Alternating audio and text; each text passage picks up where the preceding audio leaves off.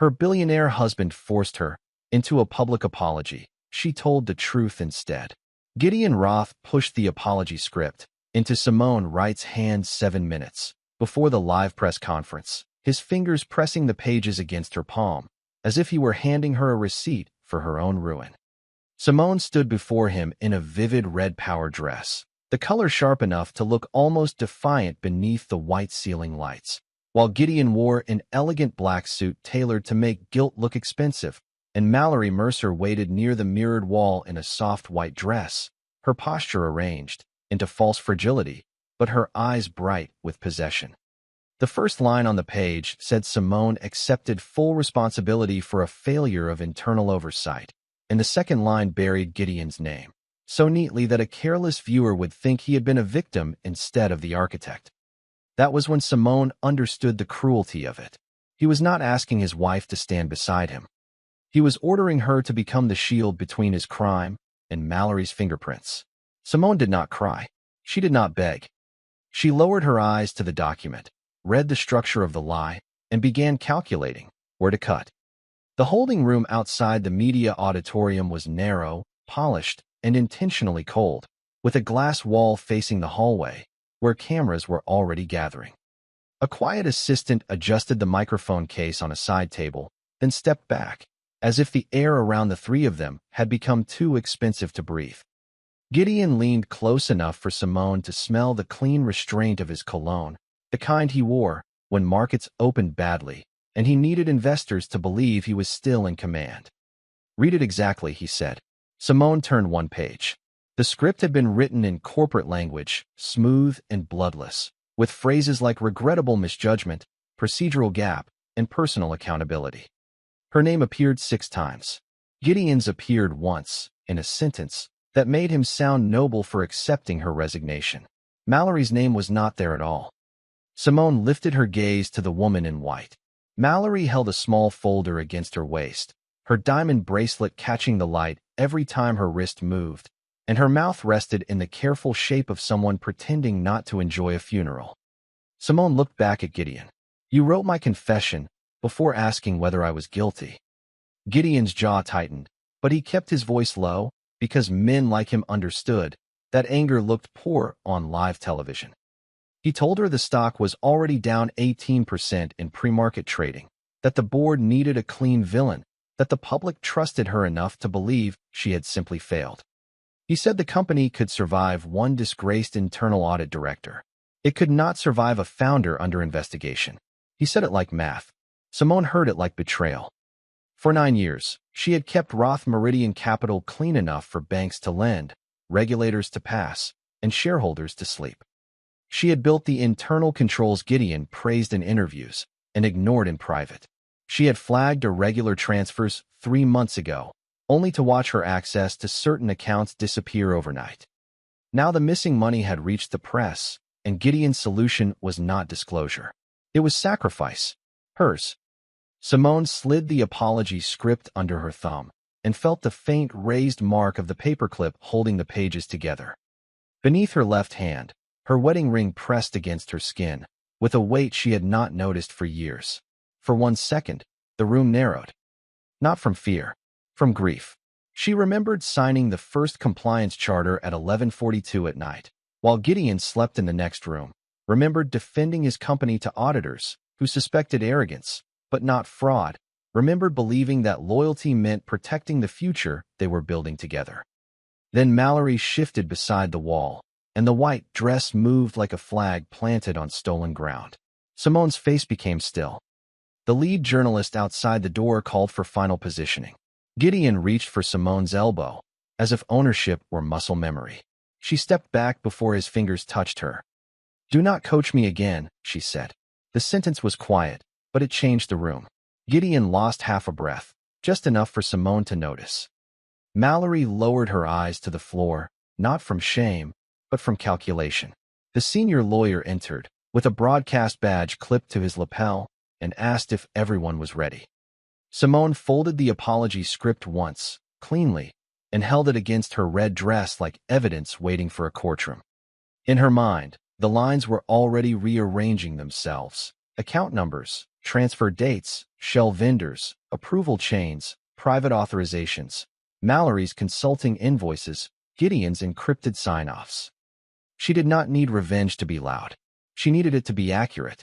When the auditorium doors opened and the first camera lights hit her face, Gideon expected obedience, Mallory expected erasure, and the company expected a woman in red to walk out and carry the blame. Simone walked forward, with the script in her hand and the truth already loaded behind her teeth. The auditorium received Simone right like a verdict no one had prepared to hear. Cameras lined the back wall, financial reporters filled the first 6 rows, and a live broadcast monitor showed her red dress cutting through the frame like a warning sign against Gideon Roth's black suit and Mallory Mercer's carefully innocent white dress. Gideon took the center microphone first, because men who controlled companies often mistook the center of a room for the center of the truth. He thanked the press for their patience, promised transparency, and turned toward Simone with the practiced solemnity of a husband offering his wife to the market. The apology script rested in her hand. The lie waited on paper. Simone stepped to the microphone. For one measured second, she looked at the crowd instead of the pages, and every face in front of her seemed to expect a woman cornered by scandal, trained by marriage, softened by humiliation. They expected damage control. She gave them audit control. Before I read any prepared statement, Simone said, "I need to correct the record." Gideon's hand tightened around the edge of the podium. Mallory's white folder dipped half an inch against her waist. Simone opened the script, but she did not read from it. She turned the top page outward so the front row cameras could catch the heading, then placed it flat on the podium beside a thinner file she had carried beneath her arm. "This document asks me to accept responsibility for a management oversight failure that I did not authorize, conceal, or benefit from." The room shifted into silence so complete it felt institutional. Simone removed the first sheet from her file. On April 17th at 9:13 a.m.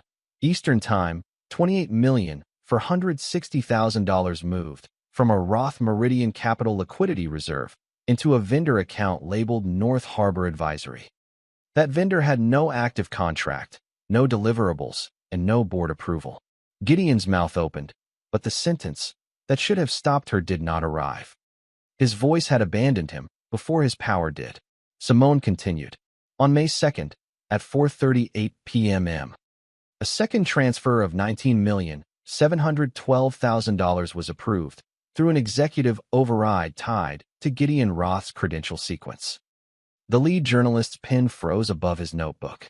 A camera operator leaned forward. Mallory's face remained arranged, but her fingers began pressing into the white folder hard enough to bend its corners. Simone placed another page on the podium. Those funds were routed through 3 pass-through entities before portions were paid to consulting accounts connected to Mallory Mercer. Gideon turned his head toward the senior lawyer with a sharp, silent demand for rescue. The lawyer did not move. Lawyers understood microphones better than billionaires did. Simone's voice stayed even, clean, and terrible in its precision. She named no insult. She needed none.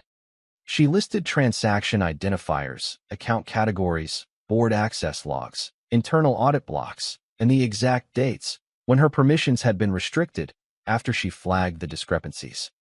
Every number landed harder than accusation because every number could be verified.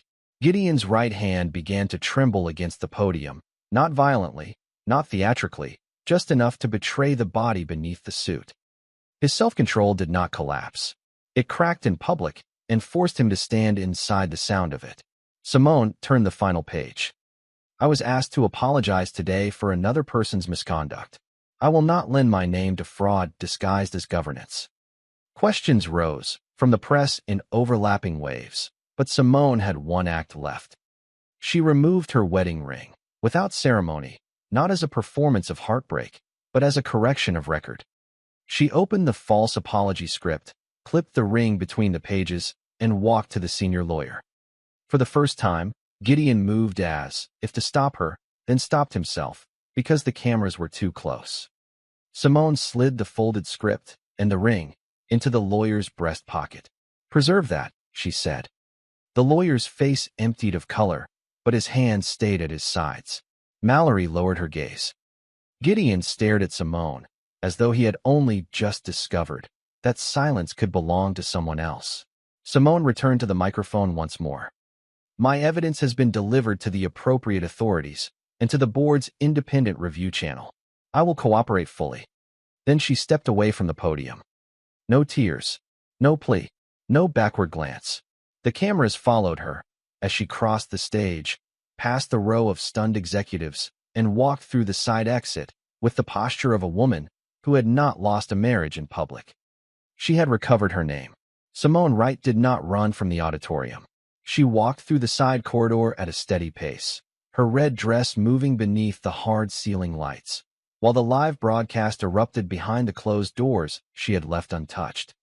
A quiet assistant stared at her, with both hands wrapped around a tablet, but Simone did not ask for sympathy, directions, or protection. She knew the building better than anyone who had ever pretended to own it. 12 floors above the press level, Roth Meridian Capital kept its executive compliance suite behind smoked glass, biometric locks, and a security policy Simone had written herself after Gideon bragged that trust was more valuable than control. That sentence had seemed charming once. Now it read like evidence. Simone entered the elevator alone, pressed the button for the audit floor, and watched her reflection appear in the black glass doors. For the first time, that morning, no camera was watching her. No husband was touching her elbow. No woman in white was standing close enough to enjoy the wound. Her wedding ring was gone, but the mark beneath it still circled her finger like a pale question. Simone placed her hand flat against the elevator wall and let the pain arrive without permission. It was not loud. It was not cinematic. It was the small, brutal recognition that 9 years of loyalty had been converted into a public exit strategy for a man who had never understood what loyalty cost. Her breath slowed. Then her face became still again. The elevator opened. Simone stepped out and went to work. Inside the compliance suite, she removed her personal keycard from the lanyard, placed it beside the main terminal, and initiated the emergency integrity protocol she had designed for hostile executive interference. She did not delete a file. She did not alter a record. She did not sabotage a system. She preserved everything. The server logs were sealed under independent timestamp verification. Executive override histories were exported to the board's review vault, and every restricted access notice tied to her own audit flags was copied into a protected legal archive. At 10:31 a.m., she transmitted the first evidence packet to the independent board channel. At 10:44 a.m., she sent the second to outside regulatory counsel. At 10:57 a.m., she froze her own administrative privileges before Gideon's office could accuse her of manipulating the platform. That was discipline. That was war without noise. The senior lawyer called her 3 times before noon. Simone let each call pass and answered only in writing. One sentence. All communications regarding Roth Meridian Capital will proceed through independent counsel. She placed the phone face down and opened the internal risk matrix Gideon had once dismissed as too cautious for a growth company. The dashboard told the truth more coldly than any speech could. Vendor exposure, liquidity strain, unauthorized approvals, missing counterparty validation. A governance structure dependent on one woman's competence and one man's vanity.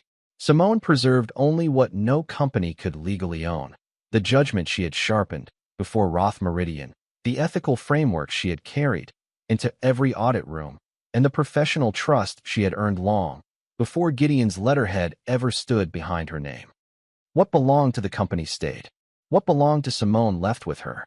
At 1:18 p.m., the board froze Gideon's discretionary transfer authority. At 1:26 p.m., 2 major lenders requested immediate documentation. At 1:41 p.m., the first shareholder lawsuit draft reached the executive floor. Roth Meridian Capital did not fall that afternoon, but its marble mask began to separate from the wall. Gideon sent one message, short and furious, accusing her of destroying everything they built. Simone read it once. Then she typed back, "I did not destroy the structure. I removed the false support." She closed the laptop. In her office, the framed wedding photograph still sat on the credenza beside a crystal award for ethical governance. Simone picked up the photograph and studied the woman she had been standing beside, a man she had audited better than she had loved. For a moment, her eyes softened. Then she turned the frame face down, not to hide from the memory, but to stop feeding it authority. By late afternoon, she left the building carrying one leather folder, one laptop, and the private grief she had no intention of letting Gideon monetize. Outside, a black company car waited by habit. Simone walked past it. 2 blocks away, she entered a small legal office with frosted windows, signed the documents separating her name from Roth Meridian Capital, and retained counsel under her own authority. No cameras followed her there. No applause met her at the door. Only a pen, a chair, and the first clean page of her life. Simone signed her name slowly. This time, it belonged only to her. This is the part of betrayal most people never see clearly. Betrayal inside a marriage wounds the heart, but betrayal inside a power structure is colder because it arrives wearing procedure, policy, and polished language. Gideon Roth did not merely ask Simone Wright to forgive him. He tried to make her useful to his escape. That is the psychology of a man who confuses possession with partnership. He believes the person who once protected him will continue protecting him even after he becomes the danger. He counted on her history, her discipline, her public grace, and her silence. He believed love had trained her to absorb damage without naming the person who caused it. But there is a moment when a woman stops negotiating with the version of a man she once believed in. She stops defending the memory. She stops editing the truth to preserve his image. And when that happens, rebirth does not announce itself with spectacle. It appears in the first decision she makes, without asking permission. 3 nights after Simone signed her separation documents, she sat alone in a 640-square-foot office 12 floors above a narrow street in downtown Chicago, surrounded by bare white walls, rented furniture, and the kind of silence that did not demand anything from her. The office was not glamorous. It had no marble reception desk, no private elevator, no wall of awards arranged to impress investors who mistook shine for safety. There was a second-hand conference table, a black laptop, 2 banker's boxes of legal files, and a garment bag hanging behind the door, with the red dress inside it like a flag she had not yet decided where to plant. Simone opened the blinds herself. The city lights stretched below her in hard lines, traffic moving along the streets like current through a financial circuit, and for the first time in years, no Roth Meridian logo reflected behind her face. She placed a yellow legal pad in front of her and wrote 3 words at the top: Independent Risk Intelligence. Then she crossed out the last word and replaced it with advisory. Precision mattered. Names mattered. Language could hide crimes or expose them. Gideon had taught her that by accident. Simone began with the clients she would not take. No companies seeking reputation laundering. No executives requesting audit theater. No boards asking for a woman's credibility while refusing her conclusions. She wrote the rule in black ink and underlined it once. No paid blindness. The sentence stayed on the page like a locked door. Her phone showed 11 missed calls from old directors, 2 from the senior lawyer, and 1 message from an investor who had once ignored every warning she issued until the warnings became public. Simone did not answer immediately. She built the structure first. The company would offer forensic risk mapping, executive exposure analysis, vendor integrity review, and crisis governance advisory. It would be small by design, selective by necessity, and brutal about truth. She created a private checklist of what Gideon's empire had never truly respected: documentation, independence, consequence, and the courage to say no while money was still on the table. At 2:16 a.m., she stopped typing and looked at her left hand. The pale ring mark remained, softer now, but visible under the desk lamp. For a moment, grief crossed her face without permission, not for the marriage, as it ended, but for the woman who had stayed too long inside the hope that intelligence could repair dishonesty. Simone allowed the feeling to exist. Then she took a steady breath, opened a blank incorporation packet, and entered her own name as founder. By morning, the first independent analyst had agreed to meet her. By noon, a pension fund requested a confidential consultation. By 4:30 p.m., a major bank wanted to know whether she would review its exposure to Roth Meridian's failing debt stack. Simone read the request twice. Then she replied with one clean sentence: "Send the documents." The first month of Simone Wright's new firm did not look like victory from the outside. It looked like long hours under fluorescent lights, coffee left untouched until it turned cold, legal retainers paid before salaries, and a founder in a tailored black coat carrying bankers' boxes through a lobby where no one recognized her name yet. That was the part Gideon Roth never understood about power. Real power did not begin with applause. It began with infrastructure. Simone rented 2 more offices on the same floor, not because she needed the space, but because confidentiality required walls, locked cabinets, and rooms where nervous board members could admit what their public statements denied. She hired slowly, refusing the polished applicants who spoke in slogans, and choosing instead a former regulatory examiner with steel gray hair, a data forensics specialist who asked better questions than he answered, and an accounting analyst whose references all used the same phrase: impossible to intimidate. None of them received a dramatic speech. Simone gave them a policy manual and a test file.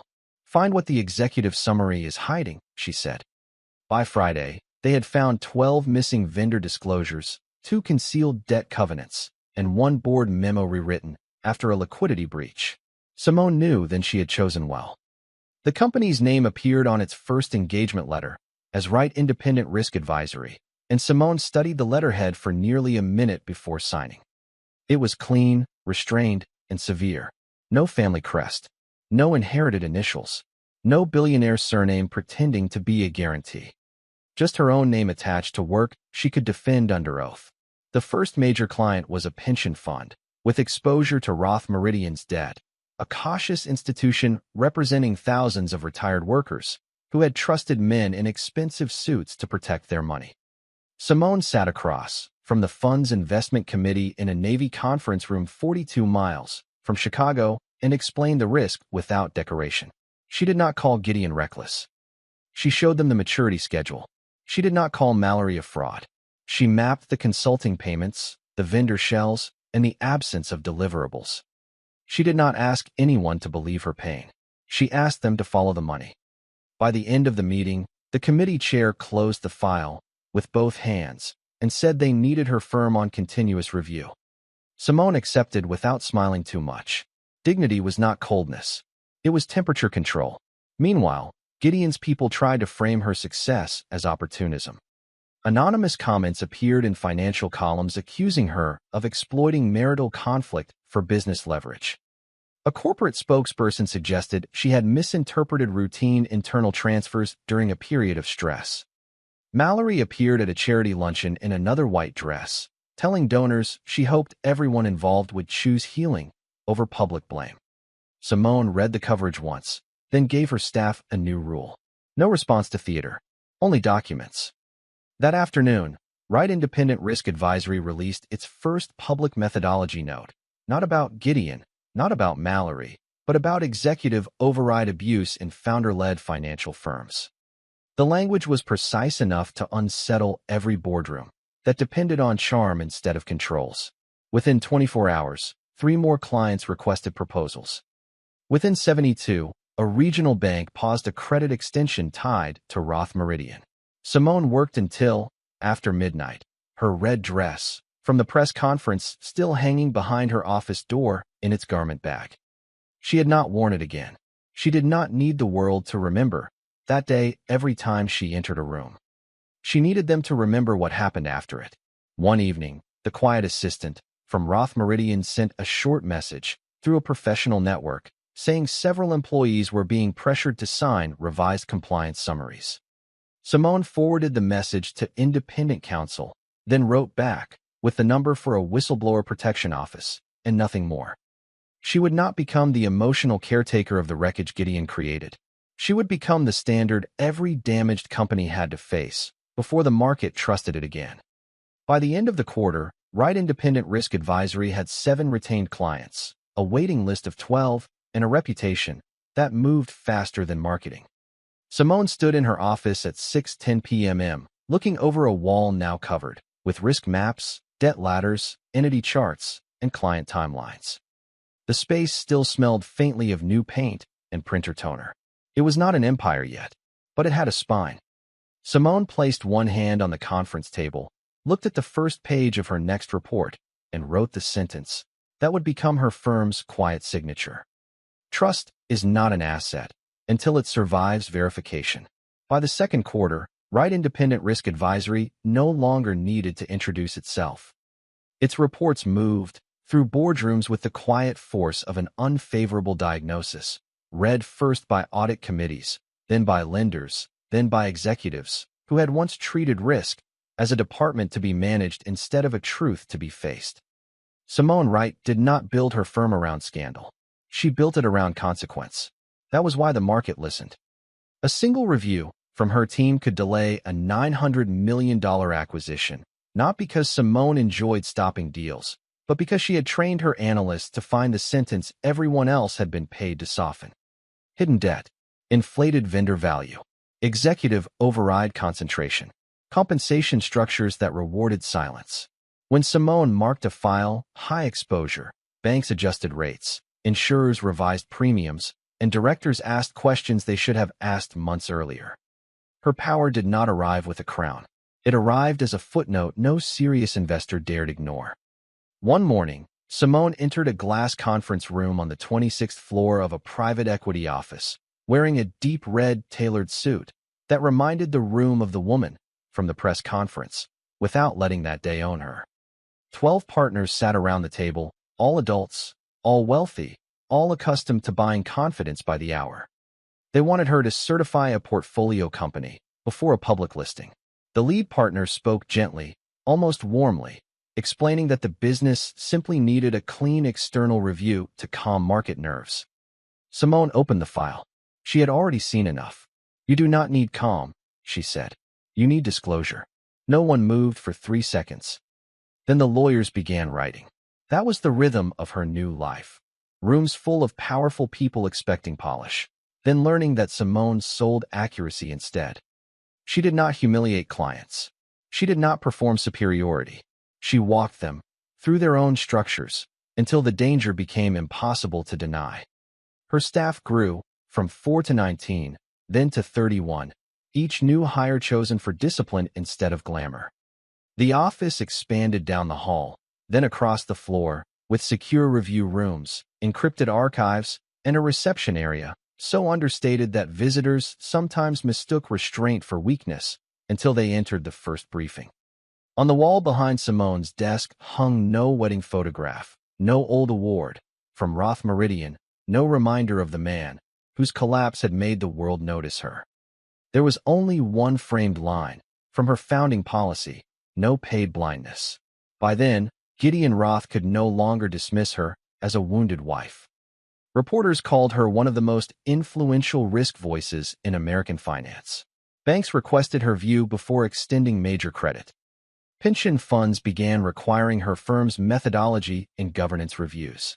A clean opinion from Simone did not guarantee safety, but it told the market that someone unafraid had opened the books. That distinction became valuable, more valuable than charm, more valuable than reputation, more valuable than the expensive black suits Gideon still wore into meetings where no one trusted him without collateral.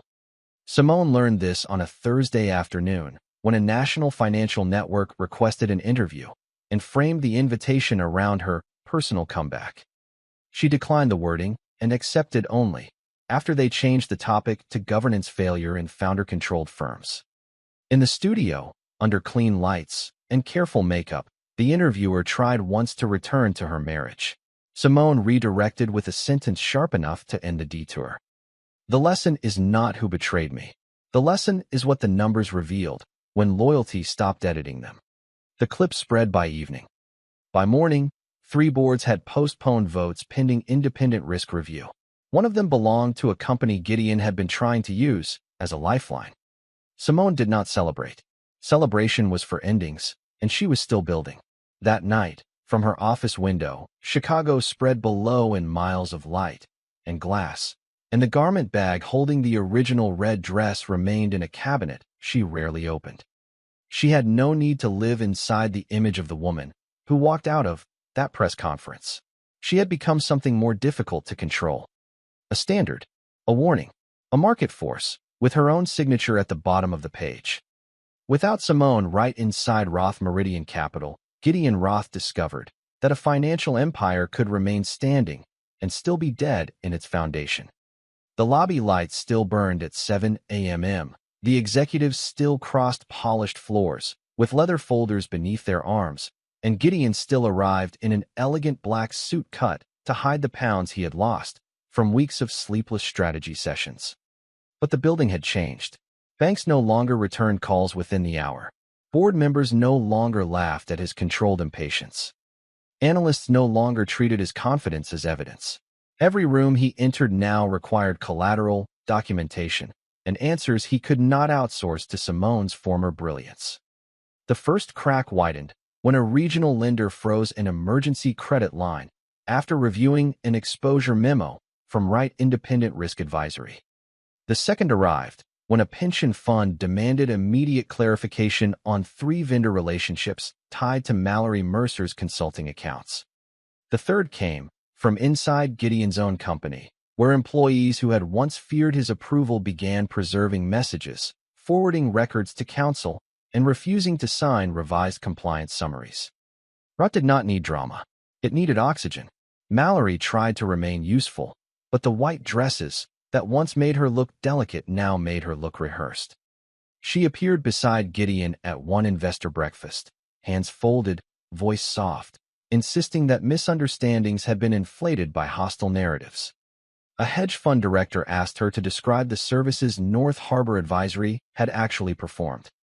Mallory turned one page in her folder, then another, and the silence that followed became more expensive than any accusation. Gideon interrupted with a legal answer. No one looked relieved. By noon, 2 investors had left early. By 3:40 p.m., the company's stock fell another 14%. By evening, the first regulatory subpoena reached the executive floor. Gideon read it standing behind his desk, his right hand trembling, so slightly that he curled it into a fist against his thigh. He did not collapse. He did not plead.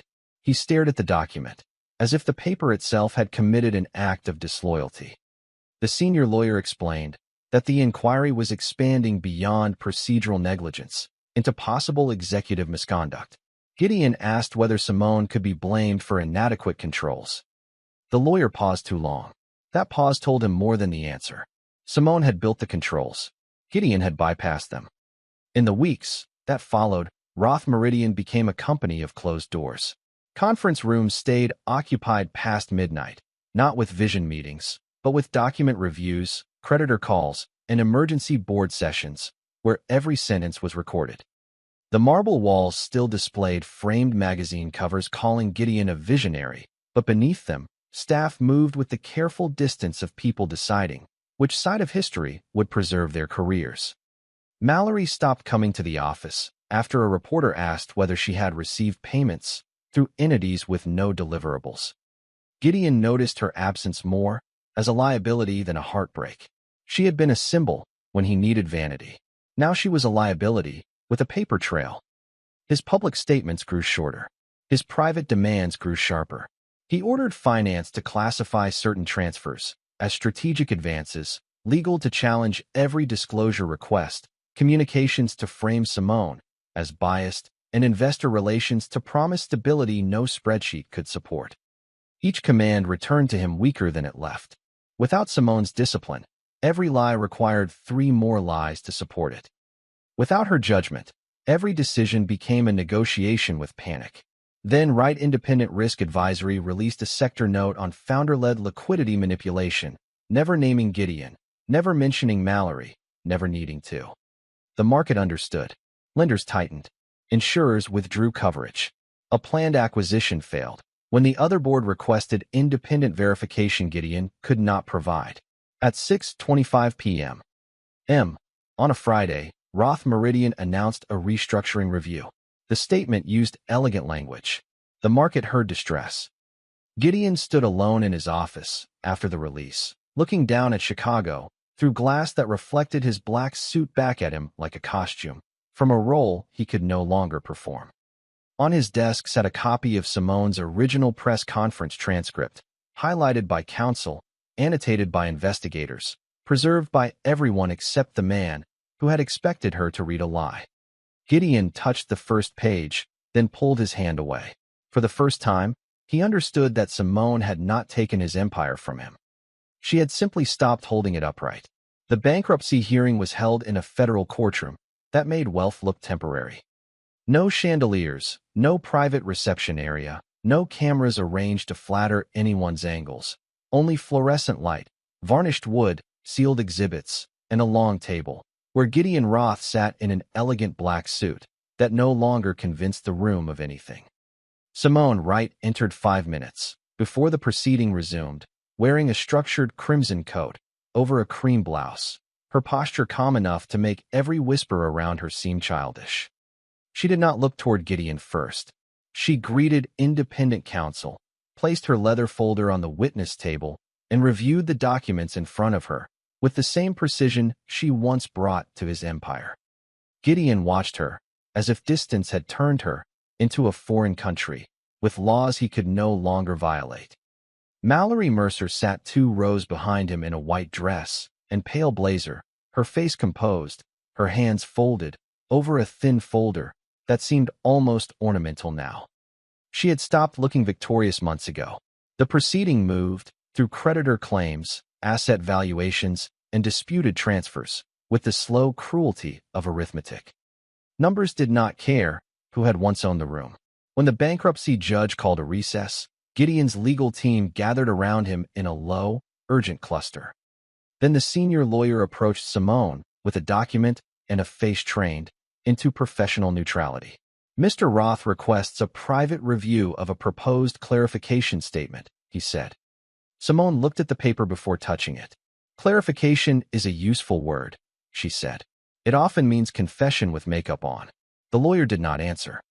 Gideon stepped closer, leaving only a few feet between them, and for the first time since the press conference, Simone saw the damage without decoration. His voice was thinner. His right hand trembled against the folder he carried. His confidence had not disappeared.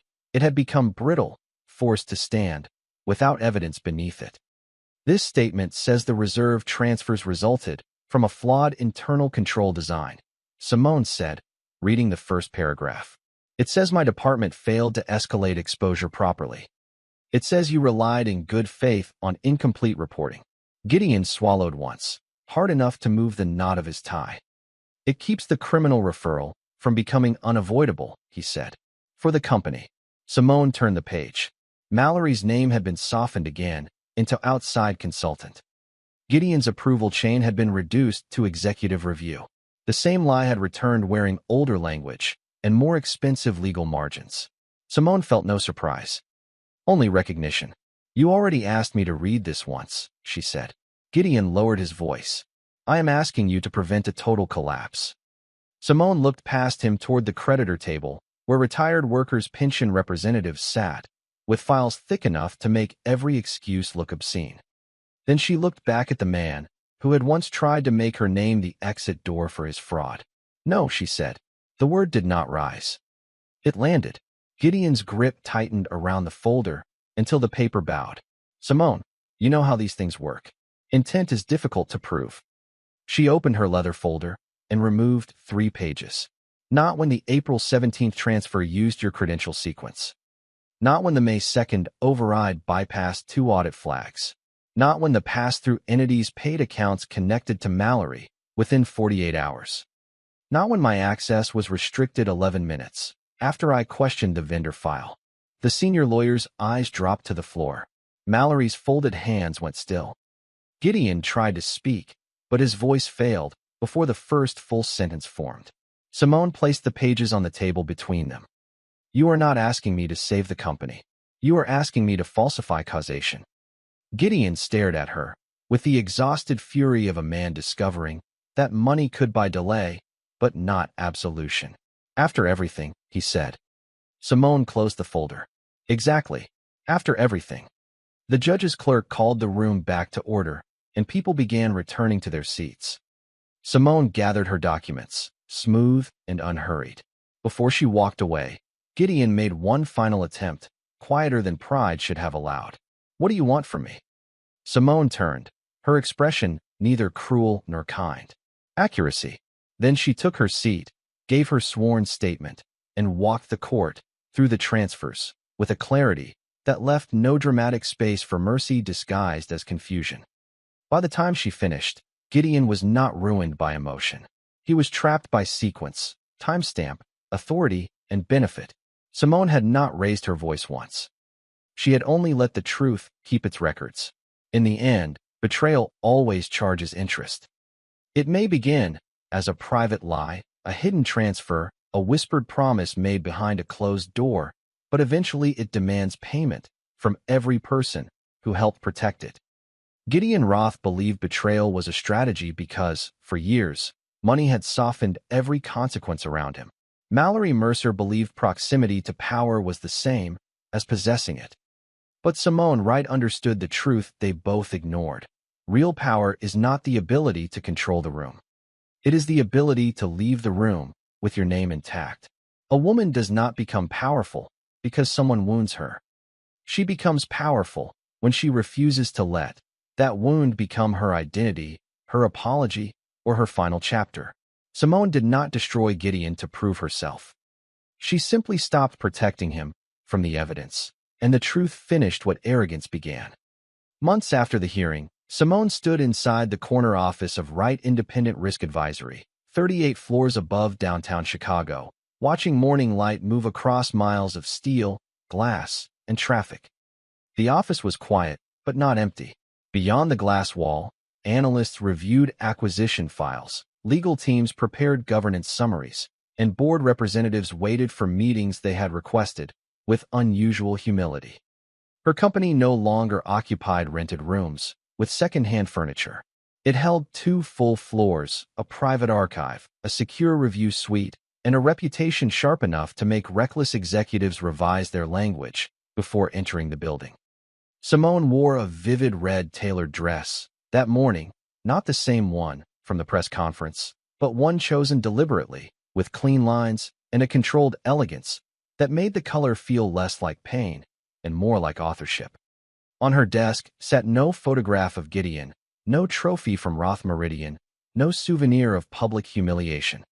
There was only a signed client report, a black pen, and a framed copy of her firm's founding rule: no paid blindness. She reviewed a final memo for a national pension coalition, adjusted one sentence for precision, and signed her name at the bottom without hesitation. That signature now moved markets. It protected retirees, disciplined boards, and warned investors when beauty had been used to cover rot. Across the city, Gideon's former empire existed mostly in filings, asset sales, and testimony transcripts. Mallory had become a footnote in legal correspondence, her white dresses no longer enough to turn suspicion into sympathy. Simone rarely thought of either of them with anger. Anger would have kept them too close. Her freedom was cleaner than that. At 12:05 p.m., she entered a conference room where 12 executives rose before she reached her chair. Years ago, Gideon had expected her to stand at a podium and apologize for his crime. Now the most powerful rooms in American finance waited for her assessment before risking their own names. Simone opened the file, looked around the table, and spoke with the calm authority of a woman who had rebuilt herself without asking permission. Let us begin with what the numbers refuse to hide. This story is a fictional narrative created for entertainment, reflection, and educational purposes. Any resemblance to real people, places, or events is purely coincidental.